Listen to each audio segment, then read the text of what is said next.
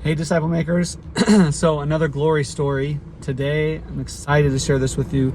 This one is at the top of my list in the last couple of years of seeing something happen within this movement of believers that's happening out here.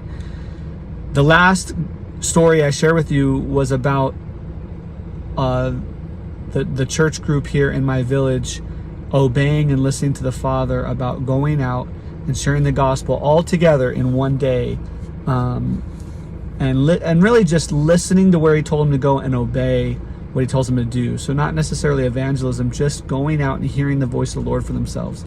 And in that process, the next Monday, I heard the testimonies, and there were quite a few women that were at our church group that day. And I didn't hear a whole lot of stories. I heard one gal that went almost 20 miles 2 days in a row, round trip, and found three young men that were wanting to be discipled, that the Lord had told them were there, and sure enough, she found them. But there were some other ladies that were quiet. Well, today, they came and visited me while I had my inner Bible study with some other disciples, some elders of the group here, and two ladies came and said that they wanted to share with me that last Thursday, when they had the prayer meeting, they heard from the Lord. Especially one had heard that the Lord had told her that she was to go out to one of the villages where we have planted a group. It's probably at least 10 to 15 miles from here. She's been out there one time. She helped initiate the first group plant there. And she said to the Lord, she said, "I'm happy to go. How do you want me to go? Because I'm only a single woman. I'm not afraid, but also it's far, and so transport."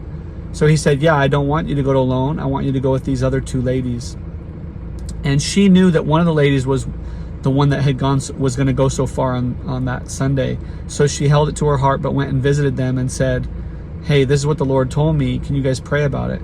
And they both also heard from the Lord that they were supposed to go, and that there was a village each of them were supposed to visit on the trip. So a 3-village trip overnight for 3 Yao women. And the Lord specifically told them to come to ask us for transport money, and also for no men to go with them other than the taxi driver. And I thought, wow, this is a first step ever that I've ever heard of within this community of people group.